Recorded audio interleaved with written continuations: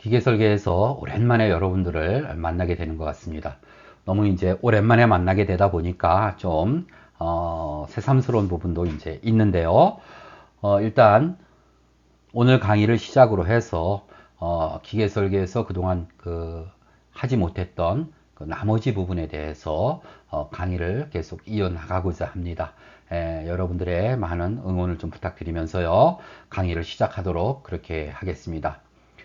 지난 15강에서는 마찰차에서, 바로 원통 마찰차였죠. 이 원통 마찰차에서 평마찰차, 외접과 내접에 대해서 공부를 했습니다. 그래서 여기에서 속도비라든가 또는 마찰력, 그리고 중심거리, 이러한 내용들에 대해서 이제 공부를 했고요.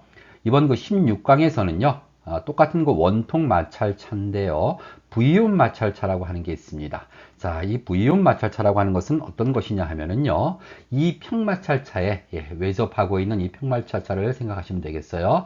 이 평마찰차의 원주면에 30 내지 40도의 V홈을 만드는 거예요. 바로 이 V홈의 이 각도가 이 각도가 30 내지 40도가 된다는 거죠. 자, 이렇게 해서 서로 여기 그림에서 보시는 것처럼 서로 이렇게 두 마찰차를 맞물리게 한 이러한 마찰차를 뭐라고 한다? V홈 마찰차다. 이렇게 이제 얘기를 한다는 것이죠. 자, 그런데 이제 이 V홈 마찰차는 왜 만드냐 하면은 만들기가 좀 더 까다롭잖아요. 그죠? 이 외접하고 있는 이 평마찰차에 비해서. 그럼에도 불구하고 이 V홈 마찰차를 우리가 만드는 이유는 바로 이거예요. 평마찰차의 축에 가하는 동일한 힘과 비교하였을 때 더 큰 힘을 전달할 수 있다는 거예요. 자, 그러면은요, 이어서 계속 V온 마찰차에서의 회선력과 마찰 계수에 대해서 한번 살펴보도록 하겠습니다. 자, 그림 9의 3에서 바로 이 그림이에요. 바로 여기에서의 이 V온 마찰차에서 일부분 하나의 홈만을 이제 생각을 하면 될 것 같은데요. 자, 이때 이 마찰차가 P의 힘을 받으면, 자, 여기에서 홈 하나를 갖고 지금 생각을 하는 겁니다. 여기에서 이게 지금 이 마찰차에 작용하는 힘이 P다라고 하면은 이때 홈의 양측면의 수직 발력 R과 뭐예요? 바로 이 값이죠. 그렇죠? 예. 이 경사면에 어때요? 직각 방향으로. 그렇죠? 이렇게 직각 방향으로 이렇게 발력이 발생이 됩니다. 예. 그 힘을 R이라고 하자는 얘기예요. 자, 그리고 이 R에 의해서 이 경사면에는 또 뭐가 발생이 되냐 하면은요, 마찰력 μR이 발생이 됩니다. 마찰력 다 아시죠? 마찰력은 어떻게 계산이 되나요? 바로 접촉하고 있는 그 면에 대해서 직각 방향으로 작용하고 있는 힘 곱하기 뭐가 될까요? 바로 이 접촉면에서의 마찰계수. 여기서는 마찰계수를 μ로 놨습니다. 그래서 바로 마찰계수 곱하기 이 경사면에서 직각 방향의 힘 R, μR이 바로 마찰력이 돼요. 역시 마찬가지로 양쪽 면이니까 두 배의 마찰력이다. 이렇게 이제 보면 될 거예요. 자, 그래서 이렇게 됐을 때에 이 P라는 힘으로 이렇게 밀어붙이고 있을 때에 바로 이제 평형을 이루고 있는데 어떻게 이제 평형을 이루는 거예요? P라는 힘으로 이제 밀어붙이게 되면은 바로 이 마찰력과 발력의 이 수직 성분의 뭐예요? 그 힘의 합과 밀어붙이는 힘이 서로 같아짐으로써 이제 평형을 이루게 된다. 이렇게 이제 우리가 얘기를 할 수가 있습니다. 자, 이때에 이 홈의 각도를 이제 2알파라고 한다면, 그러니까 반을 이제 알파라고 놨어요. 2알파라고 한다면 어떻게 식이 이제 성립이 되냐면 이렇게 식이 성립이 된다는 겁니다.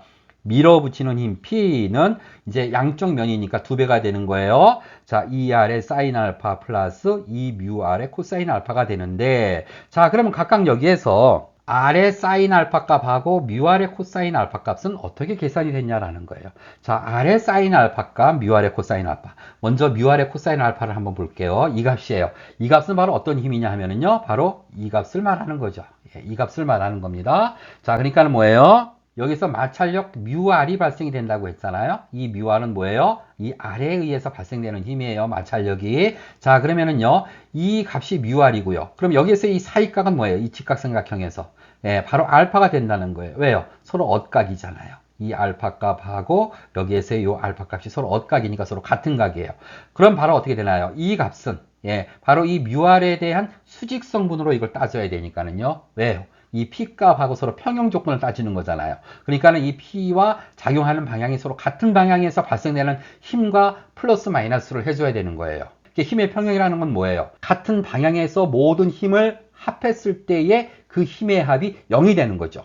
그렇죠? 예, 그래서 뭐 보통 우리가 아래에서 이제 위로 작용하는 힘을 플러스, 위에서 아래로 작용하는 힘을 뭐 마이너스, 이렇게 했을 때 이것들을 다 합하면 0이 된다. 그럼 바로 뭐예요? 이 방향에서의 힘의 평형 조건을 이제 만족하게 되는 거죠. 예, 이렇게 따지는 거잖아요. 그래서 여기에서 이 마찰력 μr도 마찬가지로 이 방향으로 따져야 되기 때문에 바로 이 힘을 따져야 되는 거예요. 그래서 바로 이 힘은 뭐가 되냐면은 μr의 코사인 알파가 된다라는 거죠. 자, 그리고요, 이제 이 R 값. 예, 반력값이죠. 이 경사면의 수직으로 발생되는 R값인데 이 R값을 역시 수직성분 값으로 얘를 갖다가 따져봐야 되는 거예요. 자, 이랬을 때 바로 이 사이각이 이제 알파가 된다는 거예요. 왜 여기가 알파가 됐을까요? 이 직각을 이루고 있는 이 선이 알파만큼 회전을 하게 되면 어떻게 되나요? 그러니까 이 선도 이렇게 이쪽에 위치를 하게 되겠죠. 예, 그러니까 바로 이 사이각이 바로 어떻게 된다? 알파가 된다는 거예요. 그렇죠? 예, 이 선과 이 선이 직각이고 또 이 선과 이 선이 직각이다 보니까 바로 이 사이각이 이제 알파가 되는 거죠. 자, 그랬을 때 바로 이 R 값에 대한 수직성분 이 값이 뭐가 되냐? R 사인 알파가 된다는 거죠. 그렇죠? 우리가 직각삼각형에서 공부를 했죠? 이게 지금 직각삼각형이잖아요. 그렇죠? 자, 이랬을 때 이 사이각이 지금 알파입니다. 이랬을 때 마주 보이는 변이 바로 뭐예요? 여기가 항상 높이가 되잖아요. 그렇죠? 예, 그랬을 때의 사인 알파 값은 어떻게 되나요? 빗변분의 높이 이렇게 되잖아요. 그렇죠? 예, 그래서 바로 내가 모르는 바로 이 값이 어떻게 되나요? 사인 알파는 빗변, 이게 뭐예요? R분의 바로 이 값이에요. 그러니까 이 값은 어떻게 되나요? 바로 R의 사인 알파. 이렇게 이제 구해질 수가 있잖아요. 자, 그래서 이 R의 사인 알파와 μR의 코사인 알파가 양쪽에서 지금, 양쪽 면에서 이제 이렇게 발생이 되기 때문에 여기서 보시게 되면 식이 이렇게 앞에 2를 다 곱해주고 있습니다. 자, 그래서 이 힘과 이 힘, 둘 다 뭐예요? 반대 방향으로 이렇게 지금 작용되는 힘이잖아요. 이렇게 반대 방향으로 작용되는 힘이에요. 그래서 이 힘과 그 다음에 뭐예요? 여기에서 이렇게 눌러주는 힘, 밀어붙이는 힘, P는 서로 같다. 이렇게 이제 식을 만들어낼 수가 있는 거죠. 자, 그래서 이 식을 또 다시 한번 더 정리를 하게 되면은요, 이 R로 이거를 갖다가 이제 묶었습니다. 그러면 식이 이렇게 이제 만들어지고요. 다시 여기에서 뭐예요? R에 대해서 이 면에 대해서 직각 방향으로 발생되는 R값이에요. 그 R값은 바로 식이 이렇게 이제 정리가 될 수가 있습니다. 자, 그래서 이 마찰차를 회전시키는 회전력을 F라 한다면 우리가 이제 R값을 구했잖아요. 그렇죠? 그럼 회전력은 뭐가 되나요? 이 면과 이 면에서 발생되는 마찰력이 바로 뭐가 되는 거예요? 회전력이 되잖아요. 그래서 어떻게 됩니까? 회전력을 F라고 놓는다면 F는 바로 R값 곱하기 뭐가 돼요? 뮤가 되는데 μr 하게 되면 바로 여기서의 마찰력이잖아요. 그렇죠? 예, 그래서 이 마찰력이 양쪽에서 두 군데에서 발생이 되니까 뭐예요? 2의 μr 이렇게 이제 쓸 수가 있는 거예요. 그래서 이제 이 식을 다시 한번 더 정리를 할게요. 여기에서 R값 대신에 바로 위에서 구한 이 식을 여기다가 대입을 하게 되면 식이 바로 이렇게 됩니다. 자, 이 식을 다시 한번 더 정리할 수 있겠네요. 여기에서 2하고 2가 서로 없어지죠. 그렇죠? 예, 그렇게 되면 이 식은 어떻게 되나요? 바로 이제 이렇게 정리가 돼요. 그렇죠? 자, 그런데 여기에서요, 바로 이 값, 사인 알파 플러스 뮤의 코사인 알파분의 뮤 값을 뮤 프라임으로 놓게 되면 바로 식이 이제 이렇게 만들어지는데, 여기에서 이 뮤 프라임을 우리가 뭐라고 하느냐 하면은 상당 마찰계수 또는 유효 마찰계수, 환산 마찰계수다 이렇게 얘기를 합니다. 마찰력이라고 하는 것은 마찰계수 곱하기 힘의 그러한 그 물리량으로 표시가 되잖아요. 여기서 이게 이제 마찰 계수가 되고 이게 이제 뭐예요? 밀어붙이는 힘이 되는 거잖아요. 그렇죠? 힘은 이렇게 작용이 되지만 마찰력은 바로 이 경사면에서 발생되는 이 R에 의해서 발생이 되는 거예요. 그러다 보니까는 식이 이제 여기에서 뮤 프라임이라고 하는 이런 마찰 계수가 만들어졌잖아요. 그래서 바로 이 뮤 프라임을 우리가 뭐라고 하냐면 바로 이렇게 상당 마찰 계수다 이렇게 얘기를 하고 그 값은 바로 뭐예요? 사인 알파 플러스 뮤 코사인 알파분의 뮤 값이 되는 것이죠. 자, 예를 든다면은요, 만약에 여기에서의 그 마찰 계수가, 이 접촉면에서의 마찰 계수가 0.2예요. 그리고 이 알파 값, 예, 이 알파 값이 20도예요. 그러면 전체 이 홈의 각도는 이제 40도가 되겠다. 자, 이랬을 때 뮤 프라임, 예, 상당 마찰 계수를 한번 구해 볼게요. 예, 뮤 프라임은 바로 이 식이죠. 여기다 이제 대입을 합니다. 이렇게요. 대입을 해서 이제 계산기를 누르면 얼마가 나오냐면 0.377 정도가 나와요. 자, 그럼 여기서 우리가 알 수 있는 것은요, 0.377. 여기 뭐예요? 원래 이 면과 이 면에서 발생되는 마찰 계수는 0.2인데, 이렇게 뭐예요? 경사짐으로써 알파라고 하는 이 각도가 있음으로 해서 어떻게 돼요? 마찰 계수가 더 커진 그러한 그 결과를 가져오게 되는 것이죠. 자, 그래서 이렇게 평면으로 이렇게 해서 우리가 마찰력을 일으켜서 회전을 전달하는 것보다 이렇게 부위홈을 파서 이렇게 그 마찰력에 의해서 힘을 그 마찰력으로 회전을 전달하는 것이 더 큰 마찰력을 갖고 회전을 전달시킬 수가 있다라는 얘기가 되겠고요. 그래서 홈을 파게 되는 겁니다. 다음에는 전달 동력에 대해서 말씀을 좀 드리겠습니다. 자, 전달 동력. 동력에 대해서는 여러분들이 다 알고 계시죠? 동력은 뭐예요? 시간분의 1의 물리량을 우리가 동력이라고 한다고 했습니다. 자, 그런데 이 값은 어떻게 되나요? 다시 쓰게 되면 시간분의 1이라고 하는 것은 뭐가 되죠? 힘 곱하기 변이, 예, 즉 거리라고 하는 값을 갖게 돼요. 자, 그런데 여기에서 시간분의 거리라고 하는 이 값, 바로 뭐가 될까요? 힘 곱하기 속도가 되죠. 그렇죠? 예, 단위 시간 동안에 얼마만큼의 거리를 이동했느냐. 그게 이제 속도 아닙니까? 자, 그래서 결국은 동력이라는 것은 힘 곱하기 속도의 물리량을 말해요. 자, 그래서 우리가 동력 전달 장치에서 보통 이제 우리가 전달 동력이다 하면은 바로 이 식에 의해서 이제 우리가 보통 많이 구하죠. 예. 그래서 바로 여기에서 마찰차에서는요, 그럼 힘이 뭐가 되느냐? 바로 회전력이 되는 거예요. 마찰력이 되는 거죠. 예. 거기다가 얘는 어떻게 움직이나요? 회전을 하잖아요. 마찰차는 회전을 하잖아요. 그러기 때문에 회전하는 속도, 원주 속도가 이제 되는 거죠. 이거에 의해서 전달 동력을 이제 구하게 됩니다. 자, 그래서 식으로 이걸 나타내게 되면은요, 전달 동력 H는 바로 뭐예요? 회전력 F 앞에서 우리가 구했잖아요. 바로 마찰력이 됩니다. 그거 곱하기 뭐예요? 원주 속도가 됩니다. 자, 그런데 바로 이 마찰력은 어떻게 구했습니까? 상당 마찰 계수 곱하기 밀어붙이는 힘. 그렇죠? 예, 이렇게 해서 구했잖아요. 바로 앞에서요. 바로 이렇게 해서 이제 우리가 전달 동력을 구한다라는 얘기고요.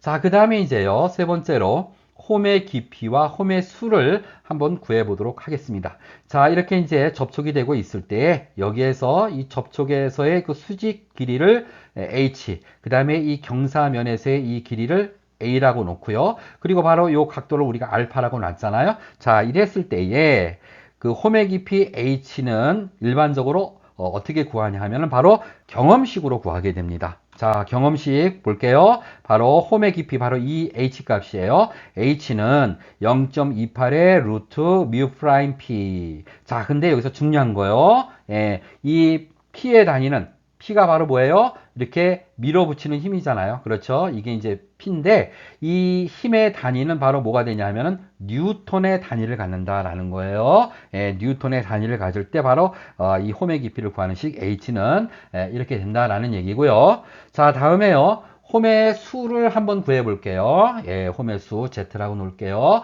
자, 이랬을 때 홈 빗변의 길이를 A. 예, 그리고 접촉선의 온 길이 바로 뭐예요? 바로 여기에서의 접촉선의 온 길이는 바로 여기에서 이렇게 접촉되는 이 길이를 전체를 다 합한 값을 이제 말하게 되는 겁니다. 자, 이랬을 때 그러면은 그 홈의 수하고 접촉 길이를 한번 구해 볼게요. 자, 이 그림에서 코사인 알파는 바로 이거죠. 여기에서 이게 이제 알파인데 여기가 이제 높이가 되잖아요.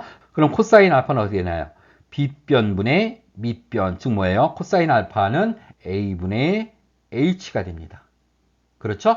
자, 여기에서 A 값을 다시 정리하게 되면 코사인 알파분의 H가 이제 되고요. 자, 그럼 이제 접촉 그 선의 그 전체 길이 L 값을 구한다. 자, 그럼 이 L 값은 어떻게 되나요? 홈 하나에서의 접촉 길이는 얼마가 돼요? 바로 여기서부터 여기까지의 길이 플러스 여기서부터 여기까지 길이 2배의 A가 되잖아요. 그런데 이 홈의 수가 Z개다. 그럼 바로 뭐예요? 홈의 수 하나에서의 접촉 길이가 2배의 a니까 여기다 곱하기 얼마를 해줘요? z를 해주면 되잖아요. 예, 그래서 여기서 a 대신에 그러면 이제 뭐예요? 코사인 알파분의 h를 여기다 대입을 하는 거죠. 자, 이렇게 됩니다. 이 식에서 코사인 알파 했을 때 이 알파 값이 작게 되면 이 값 얼마에 접근을 한다? 1에 접근을 한다는 얘기예요. 여러분들이 알고 계시죠? 코사인 0도는 얼마예요? 1이죠.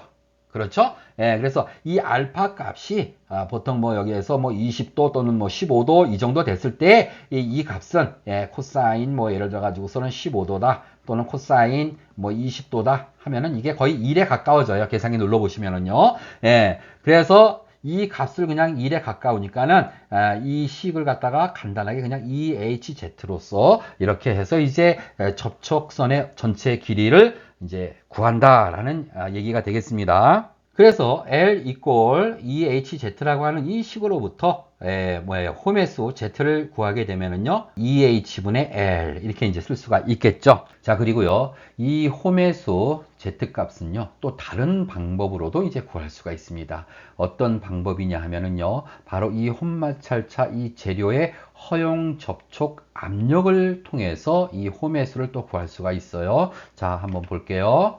자, 홈의 수 Z개 그리고 이 V온 마찰차를 이제 P의 힘으로 밀어붙인다라는 거죠. 이 홈마찰차를 이렇게 P의 힘으로 이렇게 밀어붙인다는 거예요. 자, 그렇게 되면은 이 경사면에서는 뭐가 발생이 돼요? 이렇게 반력 R이 발생이 되잖아요. 그렇죠? 이렇게 R이 발생이 돼요. 그리고 이 R에 의해서 뭐예요? 접촉 길이에서는 이렇게 어떻게 될까요? 압력이 발생이 되는 거죠. 예, 이 압력이 발생이 됩니다. 자, 이 압력을 이제 이렇게 P라고 놓는 거죠. 여기도 마찬가지로 이렇게 압력이 발생이 될 겁니다. 그렇죠? 예, 이렇게 압력이 발생이 돼요. 자, 이랬을 때 이 압력 전체를 다 합한 값이 바로 뭐가 돼요? R 값이 되는 거죠. 예, 이 R 값하고 서로 같은 값이 되는 겁니다. 자, 그렇게 돼서 결국은 이 R 값은요, 얼마가 된다? 접촉 압력 P 곱하기 바로 이 접촉 길이. 이 접촉 길이가 바로 뭐예요? A잖아요. 그렇죠? 여기서 여기까지의 길이가 A입니다. 예, 그래서 이 접촉 압력 P 값 곱하기 이 접촉 길이 선접촉이 되는 거예요. 지금요. A를 하게 되면 그 값이 바로 이제 이 반력 R 값이 된다라는 거예요. 자, 이제 이런 이제 그 관계식을 우리가 만들어 놓고요. 그리고 이제 우리가 앞에 식에서 앞 페이지에서 바로 이 식을 우리가 만들었잖아요. 자, 이것은 뭐예요? 홈의 수가 이제 하나일 때인데 이제 홈의 수가 이제 Z개니까는요. 여기에서 어떻게 됩니까? 여기서 밀어붙이는 힘, 이 P는 이게 이제 Z개니까 바로 식이 이제 이렇게 됩니다. 자, 이 식으로부터 이제 R에 대한 식으로 이걸 다시 정리를 하게 되면은 R 값은 바로 이렇게 이제 식이 정리가 되죠. 그런데 바로 이 R 값은 뭐예요? 바로 여기 위에서 우리가 확인을 했죠. 접촉 압력 곱하기 접촉 길이 A가 된다라고 했습니다. 이렇게 같이 놓을 수가 있어요. 자, 그런데 여기에서 이 A 값은 바로 뭐예요? 여기 위에서 제가 설명을 드렸죠. 알파 값이 작게 되면은 코사인 알파는 뭐예요? 1에 가까워진다. 그래서 A 값하고 H 값을 서로 같게 놓을 수가 있다. 그래서 이 식은 다시 PA 값은 PH 이렇게 쓸 수가 있어요. 자, 그래서 여기에서 이 식과 이 식으로부터 이 Z값에 대해서 이 식을 다시 한번 더 정리를 하면은 어떻게 되나요? 바로 식이 이렇게 이제 정리가 됩니다. 이해되시죠? 예, 이렇게 해서 이제 이 홈의 수를 이 허용 접촉 압력으로부터 또 구할 수가 있다라는 그런 내용입니다. 자, 이렇게 해서 오늘 오랜만에 만나서 여러분들 기계 설계를 강의를 했습니다. V온 마찰차를 설명을 드렸고요. 다음 강의에서도 이 마찰차에 대해서 계속해서 강의를 이어나가도록 그렇게 하겠습니다. 오늘 고생들 많이 하셨습니다. 예, 마치겠습니다.